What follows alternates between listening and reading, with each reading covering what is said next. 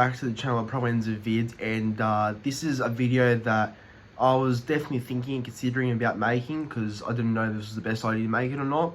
Didn't know whether I should even talk about this and put it out to the public, or if I should even say anything at all and risk, I guess, other issues that could come. But look, I'm a passionate fan. I'm a passionate Manly fan. I love the club.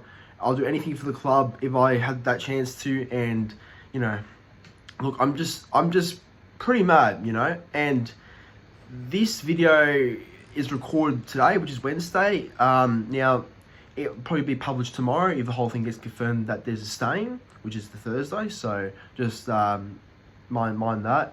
But look, look, I don't blame people for not watching this, because you know, you already see I'm a young kid. You know, you may not think I have an idea what I'm talking about. You may not think that what I say is relevant, or what I say, you know, means anything. So that's fine. I don't blame people for even thinking that. But if you want to stick around and see my full reaction to Des staying at the club for 2023 as a head coach, then sit back and enjoy, because I'm gonna have a lot to say, and I'm not gonna hold back, because I've had enough. I want to see the club get better. I want to see the club, you know, improve. You know, I started YouTube because of this in the first place. Supporting my team, being a fan, like being a great fan, a passionate NRL fan in general, just making videos and content and talking about Manly, about my club. This is why I started this thing in the first place, and I want to see things improve. But I don't think the fact that Des is saying 2023 is going to improve anything, okay? Now, I've got reasons behind that. Don't think just because I'm saying that Des is not the answer is my reasoning. No, there's plenty more reasons to that of why I think that, okay? Now, I'll try and get my words out as best as I can. I'm not going to try and speak too quickly, as, you know, just don't really let the anger and that get overcome me when I do talk, because I need to just, I don't know, keep it together. But it just frustrates me. Why is there saying for? Okay, yeah, there was a regulation and something put towards at the end of the week for Des, which is, and at the end of this week, is about if he accepts the new changes and the new sort of sort of new structure for him as if he wants to be the head coach of 2023. Okay, so I believe that is him being restricted from the retention and recruitment. That's perfect, because he is terrible at attracting players and he's terrible at holding the good ones. So I think that's good of taking it off him, that privilege of being involved in recruitment and retention. I also think that it's good that he is leaving at the end of 2023. Great news. So, and we need to change anyway, so that's probably a good thing as well. And the other thing that I'm pretty happy about is that he won't be our head coach for much longer. So look, I'm just frustrated, because what's he going to do next year? He doesn't care about the club. He doesn't care about the club, doesn't care about the team. All he cares about is his money and his pay. He's a money-hungry person that just loves his money too much. And we've seen it before, okay? 2011, that play a part with money. At the Bulldogs, that play a part with money, getting a payout, and that's how the whole thing ended at the Bulldogs, with a payout. And, you know, it's just ridiculous that he's sticking around just for the money and his pay. We're lucky to even get a half decent coach next year that is passionate. We're lucky to even get a passionate coach next year that's even half decent at best. Okay. Des loves the club. I understand that, and I have a lot of respect for Des. I don't hate Des because of what's happened, and I believe that he should go. Okay, that's just an opinion I have. Okay, that's an opinion I have. That's an opinion that I'll stick with, and that's an opinion that I will continue to talk about and you know, back as well, because I'm just speaking the truth. And if people don't like it, then look, what can I do? Because I'm just being honest. I like to speak the truth. I like to speak what I think, and that's just that's my job, really. That's my job, to say whatever I want and, you know, put my opinion out there, okay? But if people don't agree with that, and people don't believe that's you know, all right, then that's fine, because I don't. That's not my worry. That's pretty much yours if you've asked me. But I'm happy to hear other opinions as well that may not be like mine. But, you know, I just understand it. I don't understand it. Why is he staying for? He doesn't even care. He's just there for the money. All he cares about is his pay, like I said. Do you really think that the club and the people involved in the club will be happy that he's staying? No. No, the only reason why he's staying in the first place is because Penn and Manly don't want to pay him out a big amount of money, which is fair enough. But, just I personally, I'd hope they sack him. That's what I personally hope so. That would happen, but it probably won't though, unfortunately. But yeah, look, I just don't see the point of him staying, okay? I think our season for next year's already over. People could have already said that with Seabolt coming in, but I was not prepared to say that at all, because I think Seabolt's a good coach, and look, I understand that things didn't go well in 2020 with him. I understand that completely, 100%, but he is proven to be a good coach. He's proven to do some good things at Broncos in 2019 and South in 2018. Basically took a South team that finished outside the top 8 for the past 2 seasons after 2015, and in 2018 got them back to the finals and finishing 3rd in the ladder and taking them to a preliminary final. Okay, people will say that the Souths already had a top 4 looking squad. No, they didn't. At the time, they didn't. Cody Walker wasn't at his best back in 2017 to 2018 when Seabolt came in. Cook didn't have the running game like he did back in 2017, and he made the whole team better in general, I thought, and he made the left side better in general with that Rabbitohs team in 2018.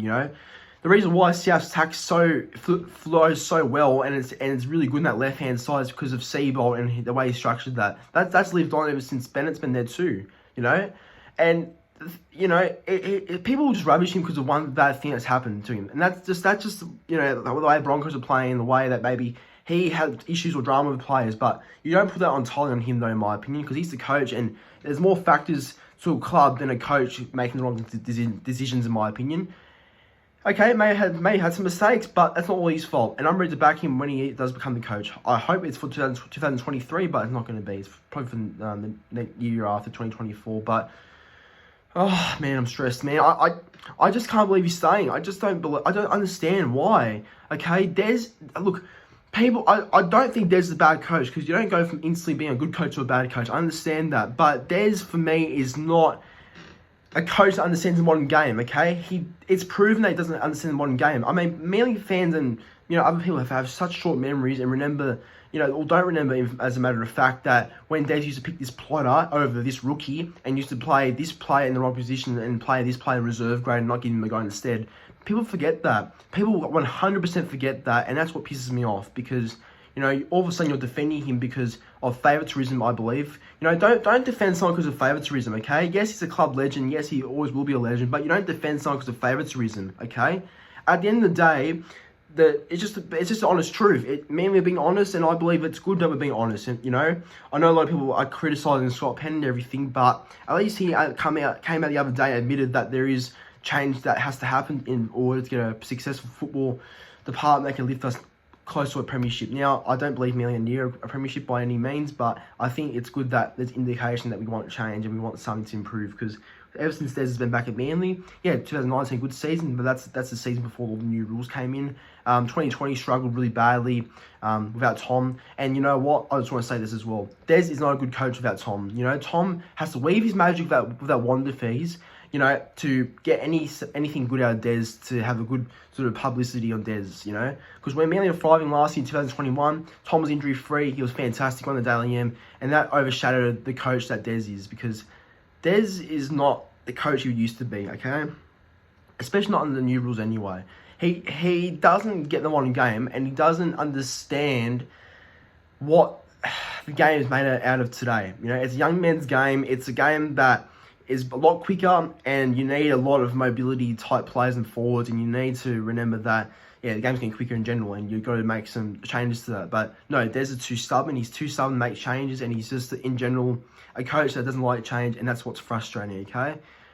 I know Des has never liked change, and that's fair enough, but it's just coming to a point now where it has to happen, and he hasn't adapted to the new rules and hasn't adapted to the new game, unfortunately. And I'm just a bit ashamed that Manly fans have forgotten that, because I think the favouritism part is definitely overcoming what Manly fans should really think about Des, how he currently goes, and how he's gone in the bad seasons for us. So, yeah, it's ridiculous. And just one more thing, because I don't want to go on for too much longer, but before the whole Pride jersey thing happened, now people are saying that Pride jersey thing and the whole saga about that derailed Manly's season. Yeah, it did. It definitely did. It definitely derailed our season and definitely ruined our season, because we lost 7 straight games after that whole thing anyway. But we looked average before the whole thing anyway. How come we looked so average before the whole season, after the whole Pride jersey thing anyway? We were not at the same height as what we were in 2021 before the whole Pride jersey thing. We were sitting 9th in the ladder, 10th and 9th, for even close to the 8. But that's still not good enough, because that just goes to show me that we weren't at the same sort of standard as what we were last year, and we weren't where we should have been, as predicted. So, and even with Tom, we got exposed by the big sides. We've been beaten with Tom in our side. Why is that? I mean, I think clubs are figuring out Tom a bit more, and Des' structures have been overcome and been figured out. So Des has no structure. He has no idea anymore, I don't believe. I mean, that's just pretty harsh for me to say, as I'm a lot younger, and people may claim I don't have an idea, but it's true. What idea does he have other than playing Tom and giving the ball to Tom? Tom, do this, mate. Do this. Get the ball. Tom, it's all about you. You know, Tom. That's all he bases everything around, is Tom. Like, other than having Tom there, you know, what's so good about him? I don't understand. Okay, look. Before I say anything else, I'm gonna probably end the video. But look, I'm just an upset fan. I don't believe it's a good idea having Des as a coach going forward. And yeah, look, I have every right to be fuming, to be honest. But anyway, thanks for watching, and hope you enjoyed.